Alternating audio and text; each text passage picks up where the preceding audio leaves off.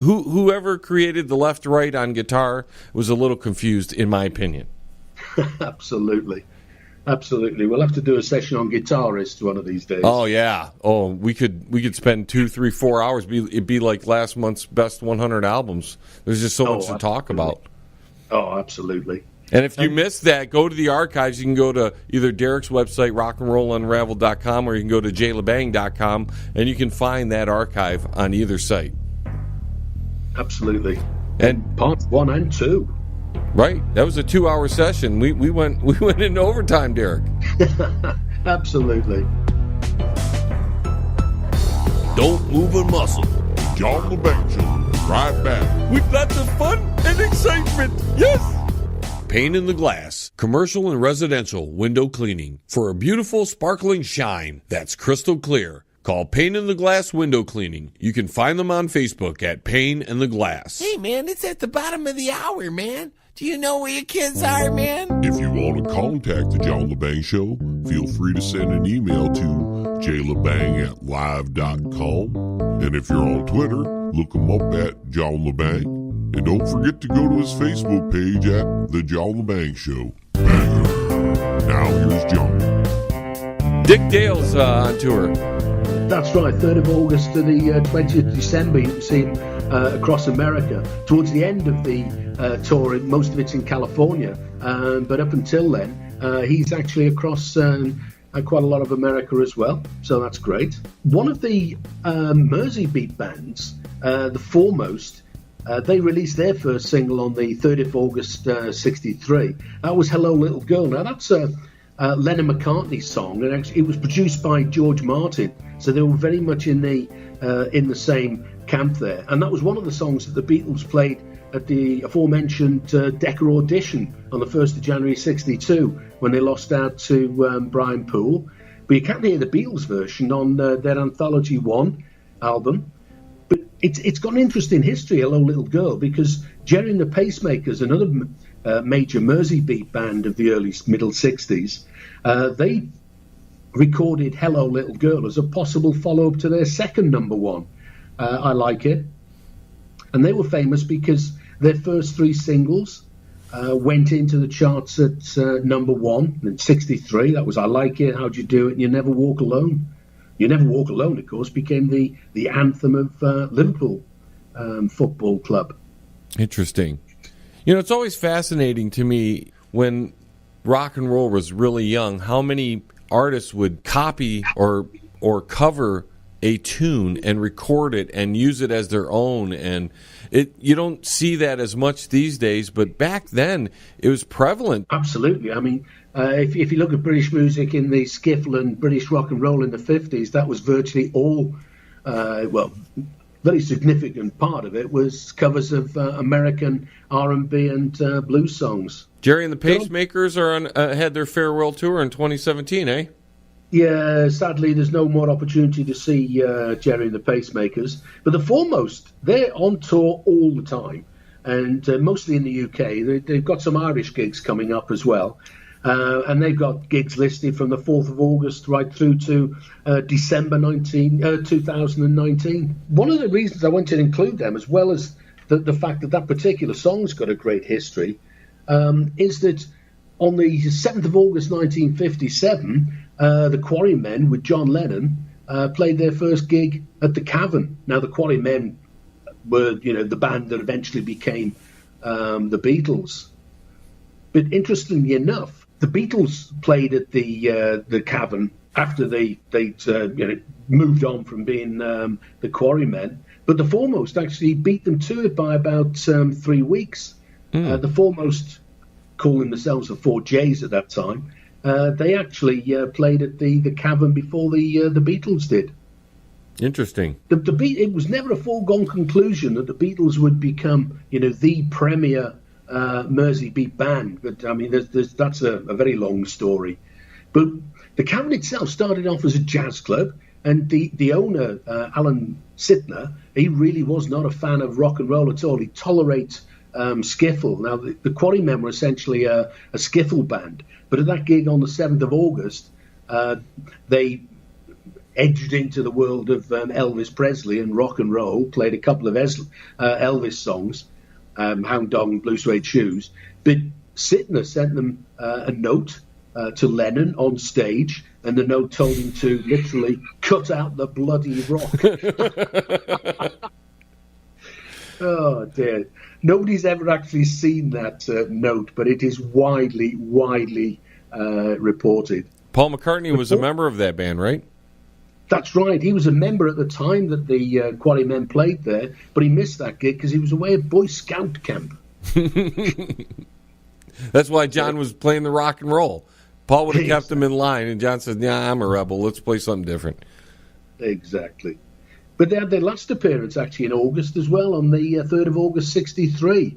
And they had 292 appearances. Oh, boy. But a band very few people have heard of, the Hideaways, they actually hold the club record with 412 appearances. And the first Cavern appearance for the Beatles was February 9th, 1961, eh? That's right.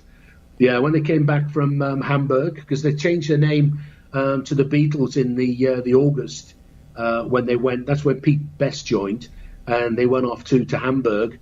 So the first gig they played with the name The Beatles was actually in Hamburg.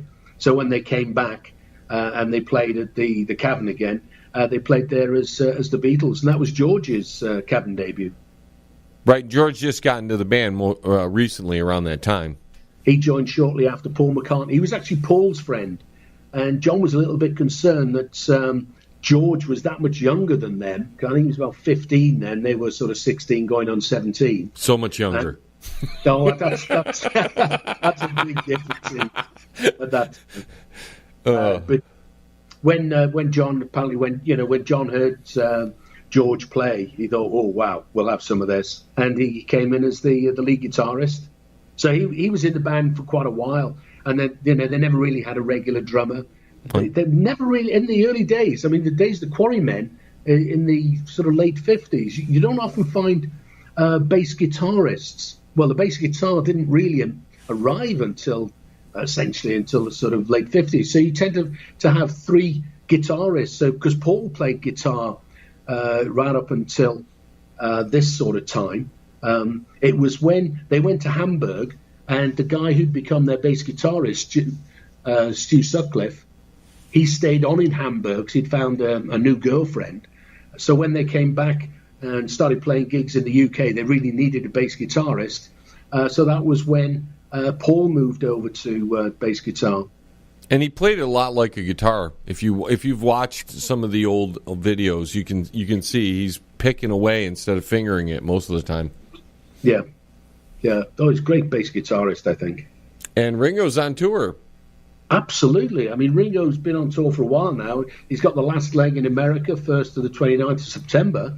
But it's great to see Paul McCartney's back on tour. He's calling this tour the Freshen Up Tour, which I think is quite a nice name. And you can see him across Canada, Poland, and the UK, 17th of September to December. And he's going to be in Austin as well, right? That's right. The Austin City Limits Festival seems to be over a couple of weekends, and he's listed as playing there on the between the 5th and 7th of October and the 12th and 14th of October. So you're going to have two chances here in the U.S. to see him. Otherwise, if you're in Poland, the UK, or Canada, you can see him from September all the way to December. So that's pretty good. Absolutely. But I think I'd be very surprised if more dates weren't added to these as well, because, I mean, that's quite a gap between October and December there, and I think he'll be putting additional dates in. I think he'll play a lot more gigs in America before this tour's up. Speaking of touring and concerts, Cream's official debut concert was July 31st, 1966. Oh, absolutely. At the 6th National Jazz and Blues Festival in Windsor, which is just outside, just west of London. And they appeared with people like Georgie Fame. And, I mean, they really did come from a heck of a background. I mean, Eric Clapton actually played with Jack Bruce in John Mayall's Blues Breakers, and Jack Bruce played with Ginger Baker in both Alexis Corner's Blues Incorporated and the Graham Bond organization. Now, they never really got on, surprisingly enough. And it's very much alleged that Baker pulled a knife once on Jack Bruce and suggested his time in the Graham Bond organization should be coming to an end. And Jack Bruce went off and joined Manfred Mann. And so that's where he joined Cream from. Clapton at the time was in John Mayall's Blues Breakers. Ginger Baker was still with Graham Bond organisation, and Jack Bruce had joined Manfred Mann for a brief time. You can find he plays bass on Pretty Flamingo, is the only single he plays on. So if you're a sort of Cream completist, you need Manfred Mann's Pretty Flamingo in your collection. It's fascinating how often Ginger Baker's name comes up when we do these discussions every month, and he seems to be involved in a lot of different things, or was back in the day. Oh, absolutely. Yeah. I mean, they were just such a fundamental part of the first half of the 60s and way beyond. And Clapton, you can actually see him. Well, you can see him if you're in New York on the 6th and 7th of October. He's playing at the Madison Square Garden. With Gary Clark Jr. That's right. I mean, he is one heck of a guitarist. I was listening to some of his albums a few days ago. Absolutely incredible stuff. And Clapton's in his 70s, right? Oh, yeah, very much so. Just amazing that he still can play at a great level at that age. You know, it gives us hope, us people who are still not there yet. You're like, wow, we can still be rocking out when we're older. And one of the other prog bands that came together, 50th anniversary actually, on the 40th of August 1968, they played their debut performance at the East Mercia Youth Camp in Essex, just north of London. That was John Anderson, Chris Squire, Tony Kaye, Peter Banks, and Bill Bruford. And that was the final lineup of Mabel Greer's Toy Shop, which was the name of the band that morphed at that point into Yes. Smoke 'em if you got 'em. Because the John Lebang Show will be right back After this. That's guaranteed. Yes. Quality One Painting. For interior and exterior painting needs, call Tom at Quality One, 313-982-2986. Tom will give you free estimates, senior discounts, and I can tell you from meeting the gentleman, he's one of the nicest guys on the face of the planet. So for a quality paint job with a professional attitude, call Tom at Quality One Painting.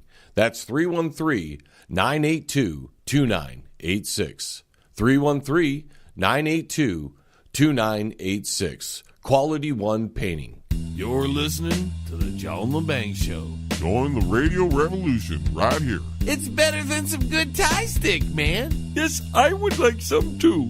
You brought up 67. In August the 13th, that was the first gig for Peter Green's Fleetwood Mac. Absolutely.